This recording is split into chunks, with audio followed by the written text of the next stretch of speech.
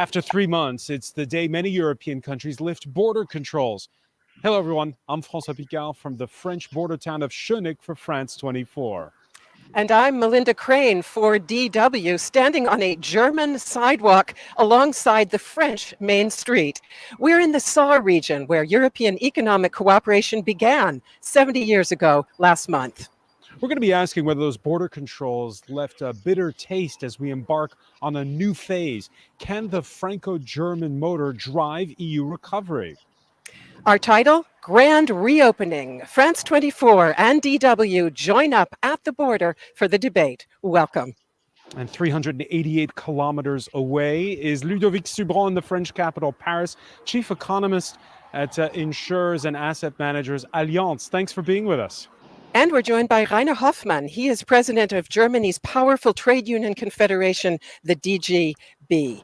And let me start out with a question to you, Rainer Hoffmann.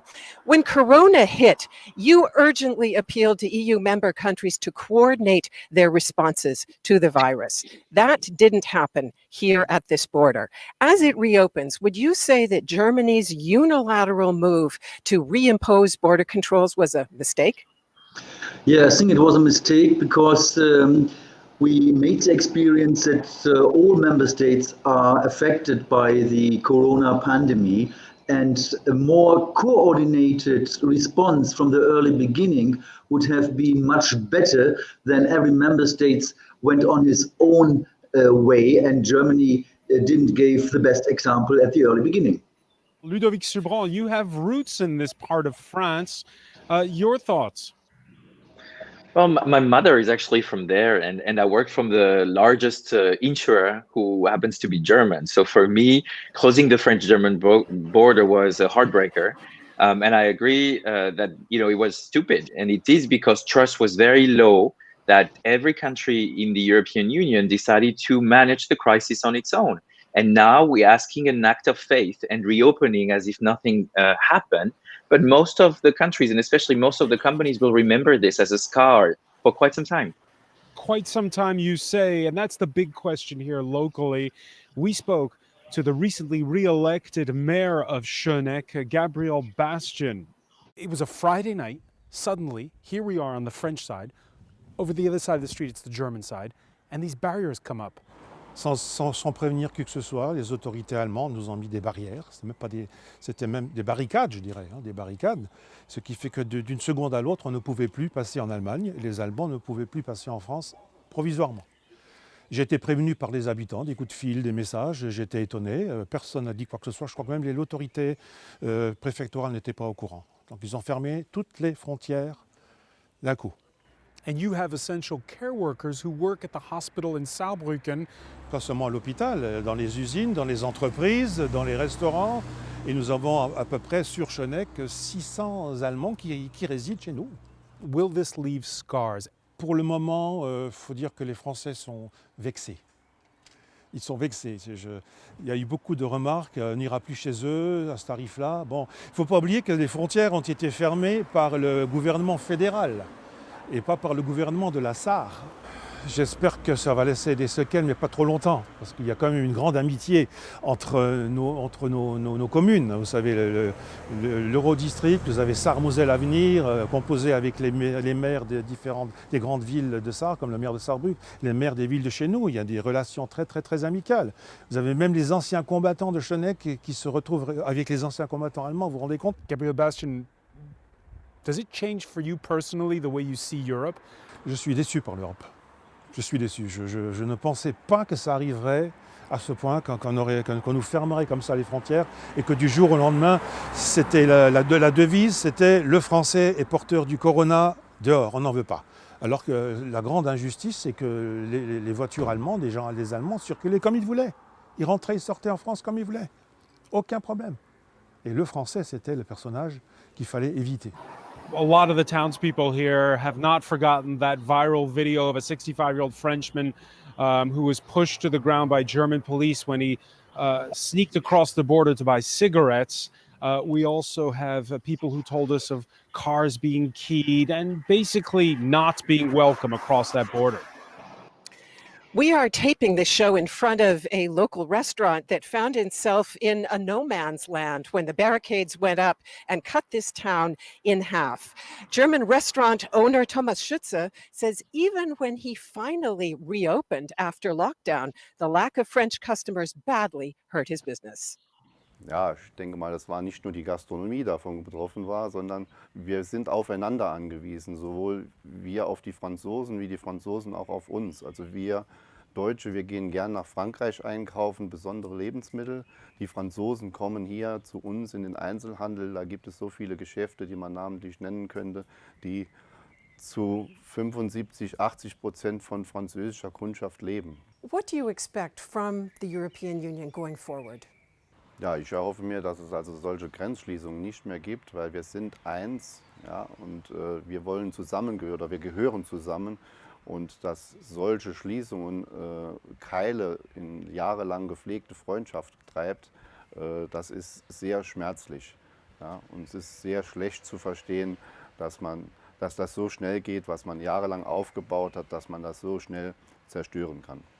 Leider Gottes muss man auch sagen, es sind immer nur einige Böse, die da rausfallen und aus dem Ruder gehen und, was weiß ich, Franzosen beschimpfen, wenn sie in Deutschland auf dem Parkplatz parken und so weiter und so fort. Es sind nur die einigen. Man möchte doch mal klarstellen, dass das Gros der Bürger hier in Schœneck, das Gros in Gerstweiler, die zwei Orte, die direkt aneinander grenzen, zusammenhalten. Yeah, Melinda, you mentioned how this restaurant is in a no man's land. I'm standing on a piece of sidewalk here that is right in France. If I put my foot here, I'm actually in Germany, and that gives you an idea. Rainer Hoffmann, your thoughts on whether this will leave lasting scars? Yeah, I think the experiences we made over the last couple of weeks is that Europe was not really in a position to cooperate much stronger together. We made a lot of painful experiences in border regions, and don't forget all the people coming from France, working in Germany, or the other way around, workers from Germany going to France. This has been really a difficult period of time where new tensions have been created, which have been, to my opinion, entirely unnecessary. If a much more coordinated cooperation would have happened over the last couple of weeks. Ludovic Subran, is this a systemic problem with the European Union, or was this just, well, the panic because we'd never seen a pandemic like this one before? Of course, there is an element of panic. I think it was a first for many of us. It's once in a generation, and hopefully only once.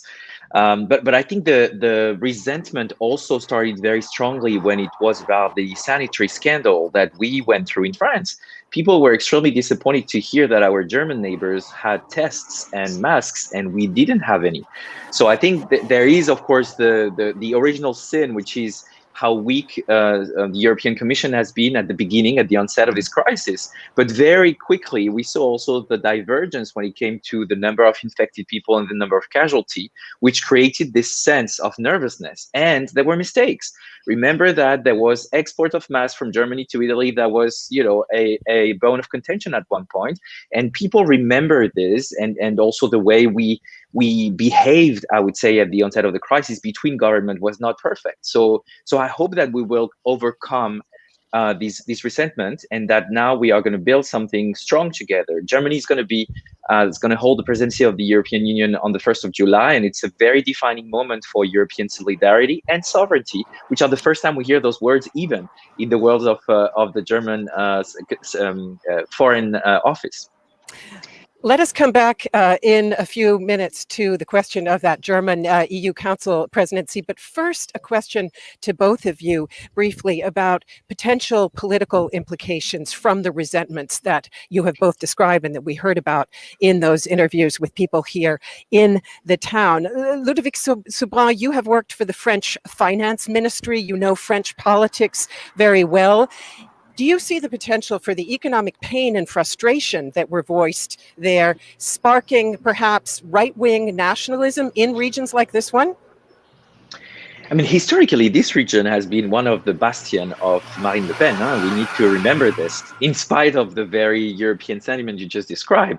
So I think what is sure is that everybody is concerned about this health and economic crisis morphing into a political and a social crisis, especially in France, because of the severity of the recession, the severity of the confinement, and also some of the policy mistakes that are in the making when it comes to not restarting the engine soon enough. So if everybody is kind of worried, and everybody's looking also at what's happening in Germany, because indeed Chancellor Merkel has a record high level of popularity, while President Macron is actually losing steam. So we're also looking a little bit how the other countries are going to vote on the aftermath of this. Yeah.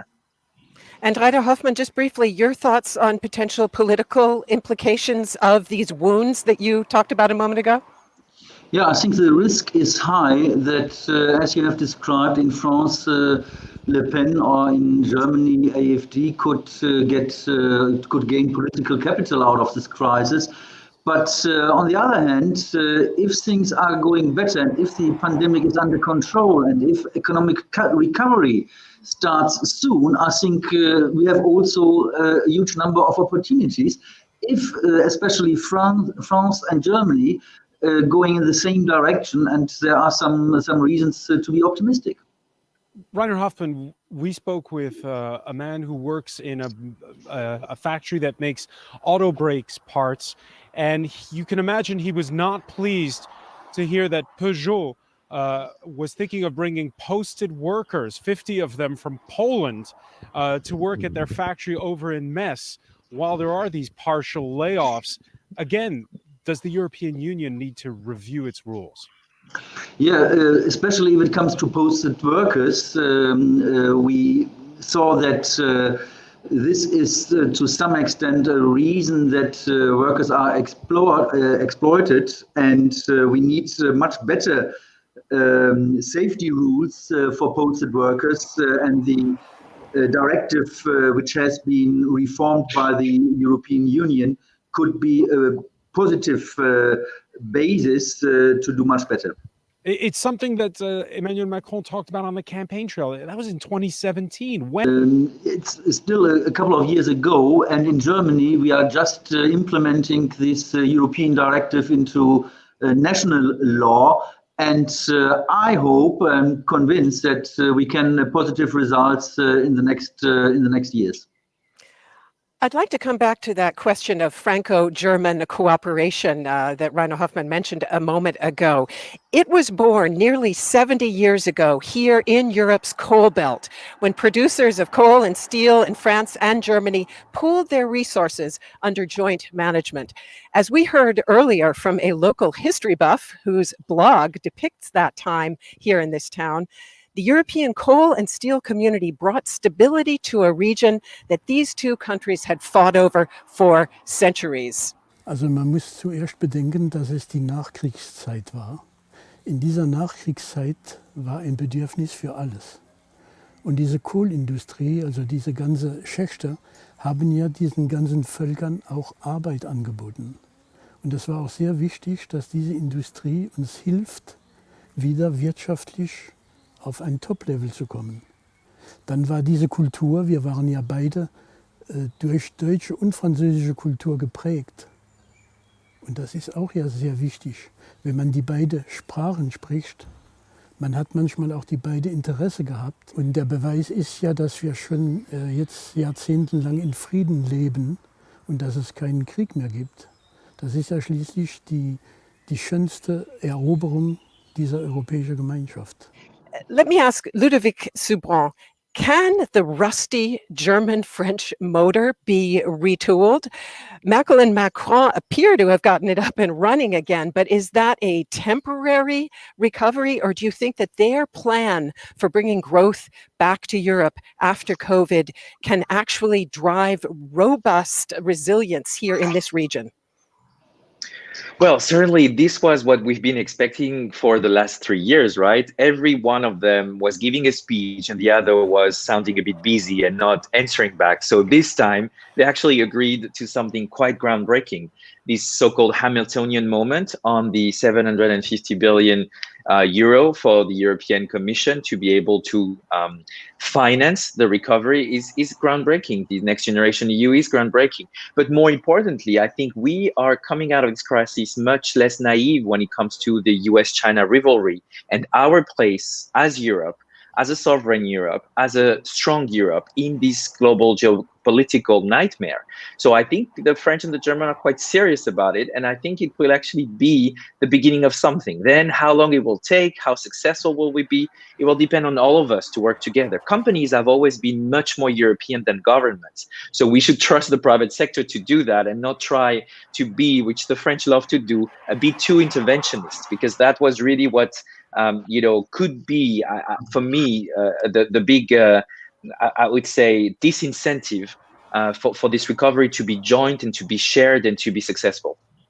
Let me just remind our audience that the Hamiltonian moment essentially refers to a comparison with the history of the United States, when in the 18th century, Alexander Hamilton actually persuaded the original US states to mutualize their debt. In other words, to take responsibility for each other's steps. And that is an element of the Merkel-Macron plan for European recovery. It's an element that President Macron mentioned yesterday evening in his speech to the French nation when he expressed confidence in the plan that he and the German Chancellor have introduced.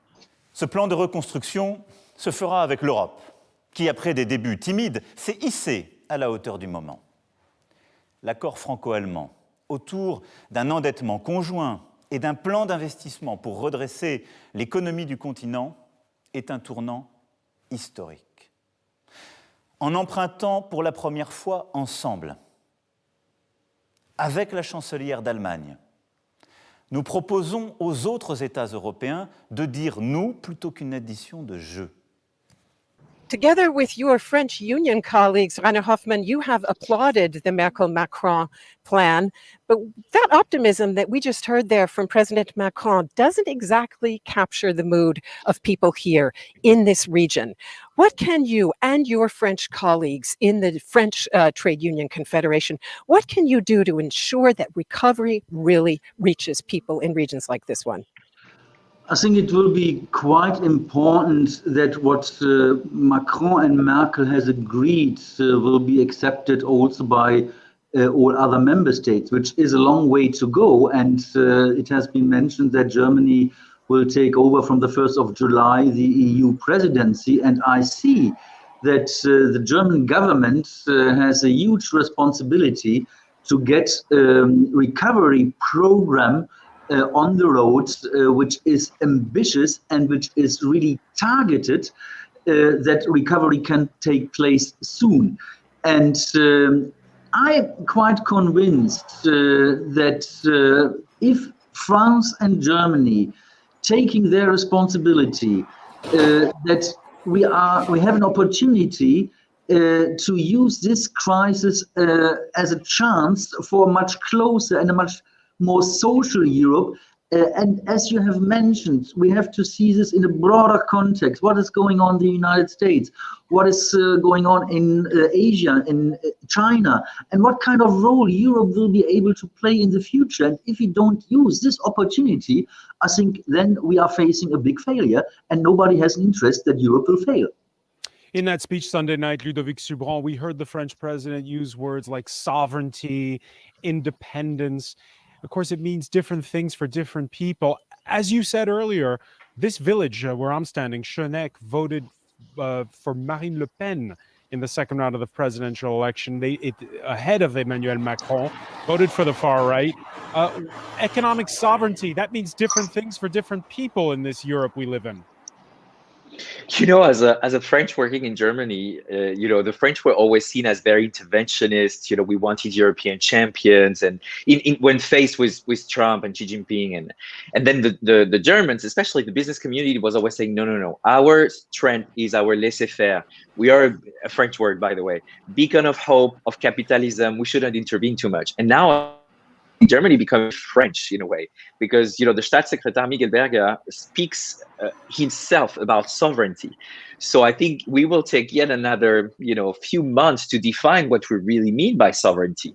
Germany, during the presidency of the European Union, will also talk about European public goods. President Macron used to talk about a Buy European Act. All of that are very strong words, but as you say, how do they translate on the ground? How do they translate in cities like Schœneck, where people every day live the French-German friendship? And I think this for me will be the proof in the pudding of the next few years. And for Chancellor Merkel, because the elections are coming in Germany, and Macron has a bit more time, but they will have to leave it in the real life of these people to make sure that it's not just pure words and the French intellectual concept that has been thrown at a crisis that has been very severe and with life-changing moments for people like those of Schœneck. Yeah. Rainer Hoffmann, what should we be buying European, or what should we be making in Europe that we're not making right now? I think we are faced with, independently from the corona pandemic, we are facing big challenges driven by digitalization and climate change. And the European Trade Union Confederation, together with the French unions, with the DGB, we are asking for an ambitious investment program. And this has to be tailored in a way that really people can make positive experiences at the ground in all municipalities. If we see climate change as a common challenge, no member states will be able to tackle it alone. And this is something I think we have to be pretty clear what citizens expecting, and that the transition. But Rainer Hoffmann, what do they want? Rainer Hoffmann, what do they want the EU, France, and Germany to invest in specifically? Yeah, for example, in transport systems, we need new concepts of mobility. So what does it mean if we have fast trains coming from Madrid via Barcelona, Paris, Cologne, Berlin to Warsaw? This is nothing very which would not be possible. We are talking much too long about such strategies, and this has to be made more precise.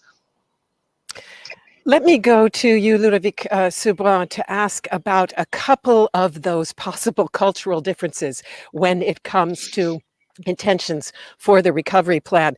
François just mentioned sovereignty can mean different things to different countries. Would you expect to see Europe, it may be reopening its borders, as we can see, by the way, from all the traffic passing on this street that was very quiet for a long time. Europe may be reopening its own borders, but are we seeing Europe potentially more closed in future when it comes to global trade? The coronavirus has been one of the most severe shock on trade. We're going to lose close to $3 trillion of exchange of goods and services in 2020. That's a first. And of course, everybody in the recovery is trying to have this reshoring narrative whereby people are going to try to save jobs and protect jobs. And maybe, compact supply chains a bit more. And this is where I think, the German and the French perspective will be very different. The French have always been much less dependent on global trade than Germany, which has been mercantilist by nature. So Germany, in the Konjunkturpaket, the stimulus program, is trying to help local consumption. Germany, by investing in the French-German accord for the recovery, is trying to have outlets in Europe that are stronger, in Italy, in Spain, in France. But Germany's model is very dependent on demand from Asia, on demand from the US. And so I don't know to which extent we're going to be in sync when it comes to how protectionist we want to be, or how retaliatory we want to be towards China or towards the US or towards the ASEAN country, the Southeast Asian countries, are clearly doing dumping, fiscal and social, to be part of the global chain after COVID. And so how will we address this when we have very different stakes? We don't have the same providers, we don't have the same clients. How can we have the same voice? That's going to be really something up for discussion in the next months. Let me ask Rainer Hoffmann for his reaction to that. A lot of the jobs of the industries that you represent in the German Trade Unions Confederation depend on exports. Is this something that concerns you, a possible movement toward a more closed or more state interventionist Europe? Some people say that the government's hand is going to become much, much heavier in the wake of Corona. I think you are right that especially Germany is depending very much from a strong export industry. 60% of our exports are going into the European Union. We shouldn't forget this. And our first target and first goal should be, and this is what the French trade unions and the DGB has made clear a couple of weeks ago, that we are depending so much from Europe, and that European recovery is important for Germany, but it is important for France and Italy and Spain. If people are not in good circumstances, if they are suffering in Italy, then German workers will suffer a couple of months later. So we have to act much more together. That's the first thing. And the second thing is, if it comes to the ongoing globalization process, here the Corona pandemic, I think, learned our lesson that we should use Europe as a tool for a new agenda setting, that will be much more fair, it will be much more sustainable as it was in the past. And again, this cannot be done by a single member state, cannot be done by France or Germany alone. We can act only as strong partners together at the European level, together with the European Union. If we've seen a spike, Rainer Hoffmann, in the rise of populism this past decade, it's because we already had a continent-wide emergency in 2007, 2008, and there's a feeling among citizens that the banks got bailed out, but not the people. This time around, what will be different? Will it just be multinational corporations that will get bailed out, or will it also be workers that will be helped? No, I think, first of all, workers have to experience that they got the support which is needed. And secondly, we have to make sure that companies are taking up their responsibility. And that means for the next couple of weeks that dismissals should be limited, that we should avoid an increase in unemployment. If unemployment figures are on the increase, I think Europe will be in a very difficult situation, and this could be a new source for right-wing parties, anti-European movements, if we don't deliver what workers are expecting. They're expecting security and safe jobs. Let me ask both of you this. As you have said, and as President Macron emphasized last night, German-French cooperation is reviving. It's looking stronger than it has in quite some time. On the other hand, Germany is vastly outspending all other EU member countries when it comes to national recovery rescue packages. Couldn't that unfairly tilt the playing field going forward? In other words, represent a real advantage for this already disproportionately strong German economy compared to other countries? Rainer Hoffmann, I'll start with you and then get a reaction. Certainly, this is a very serious point, and the risk is very high.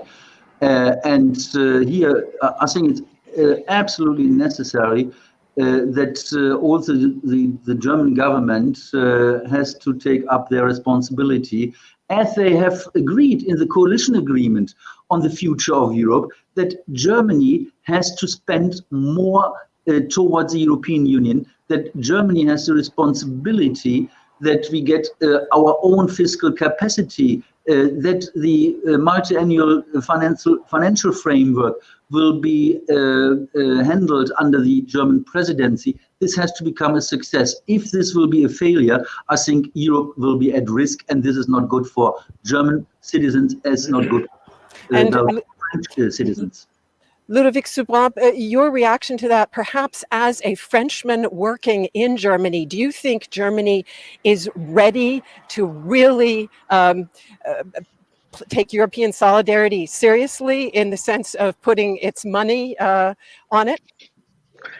Yeah, I think so. But as an economist, I'm always looking at, what's happening underneath. And the issue is, of course, that you still have voices against the European Central Bank and the low or negative interest rates because Germany's savers feel that they're being taxed. The issue is that the business community fears for future corporate tax increases. And so, of course, everything that is spent now is seen as a debt to the future. This is still very much what the German business community is looking at. But I believe that Germany is coming out very strong from this crisis in the way it is committing itself to its own, to its neighbors, to its outlets. Germany is taking a form of leadership that is economic, but that is also in terms of policies. In France, we adopted Kurzarbeit, the furlough, from Germany because we know it worked in 2008, 2009 to safeguard jobs. How much more cooperative can we be than this, right? But the future is, of course, about making sure that you mentioned this fear that is very present in France, that France is lagging behind, that the French manufacturing sector will never be stronger, than its neighbors, and that we see Germany putting a lot of money, and in France, because of the past money spent, we cannot do as much. So that's going to be, of course, something that leaders, federations like Herr Hoffmann's federation, and the unions will have to discuss and to reassure one another to show how it is important, how important it is that supply chains work together. Instead of trying to see this cannibalistic Europe. We need to go from rules to trust. We need to go from safety net to springboard. We need to go from, a real cooperation. That means that, maybe reshoring will mean that we will have more workers in one country than another. But in the end, it will mean more workers in both countries. And this is something that we really need to start explaining now to avoid that 2 years down the road, we have another Greek moment. For me, that's the biggest fear I have. And I want to avoid that at all costs by explaining really what we're doing right now and what should happen. But Ludovic Soubrand, you mentioned earlier how the private sector is often more European than the politicians. Nonetheless, there is that fear that those corporations are going to, take advantage of this crisis, to fire a lot of people, increase their productivity, as was the case again in 2008, 2009. Well, this is the real second wave, right? Jobs and bankruptcies are on the mind of politicians. And that's why, for example, the German government decided to do the stimulus package now to avoid, a massive, a period of unemployment and bankruptcies. In France, we've postponed the decision to September. But we have these very strong, short-term placement programs, and we're working on trying to make sure that bankruptcies don't happen, or at least big bankruptcies don't happen. But this is going to be, of course, a very domestic issue to manage. If some governments don't show that they measure up to the social needs of their countries, then the entire European sentiment will come back. But the one difference is that we have on both sides of the Rhine leaders that actually don't blame it all on Europe. We will not make the mistake of 2012 again. We've been vaccinated against this mistake.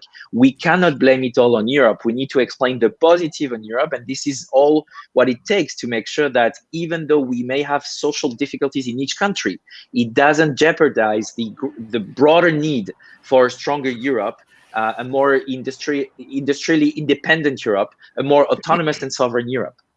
And just a politics question, a domestic one, Ludovic Soubrand. You mentioned how Angela Merkel rolled out that huge stimulus package.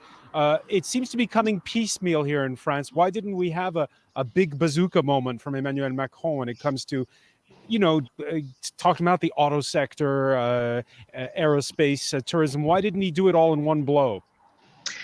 We don't have the same countries, right? So the French policymakers right now are convinced that demand is not the problem, that we should all do supply and productive investment, and we need to boost potential growth because we were so profligate before. There is a part of truth in here, but it's true that in a sense, it means that they're picking the sectors that is very French to be interventionist. On the contrary, in Germany, because of the room to maneuver and because of the need for quite some time to give these incentives to consumption and investment, because there was an investment gap. Then you had this big bazooka with the temporary VAT reduction and so forth. So I think it's the history of two countries, and you cannot expect that magically we will be in sync on everything when the crisis hit. But of course, we're going to have to converge in some ways if we want this recovery to be as shared as we are expecting it to be. Last question to both of you with the request for a very short answer, if you would, because we are just about out of time. Rainer Hoffmann mentioned earlier in the program turning a crisis into an opportunity, essentially a quote from Churchill saying, never waste a good crisis. The fact is, the EU has had quite a few crises in the past 8 years, and it hasn't always made good use of them. What do you think? How optimistic are you that things will be different this time? Rainer Hoffmann? I'm quite optimistic, and we will make a huge pressure towards the German government to take up their responsibility in the second half of this year. And Ludovic Soubrand? Well, I will do like Mr. Hoffmann on my side of the Rhine, just to make sure that we keep them accountable for what they're promising the people, because we kind of missed that one. Absolutely. Thank you very much to both of you. It's a glass half full kind of day, Melinda. Yeah. If you are optimistic, you never say the glass is half empty. It's always half full, huh?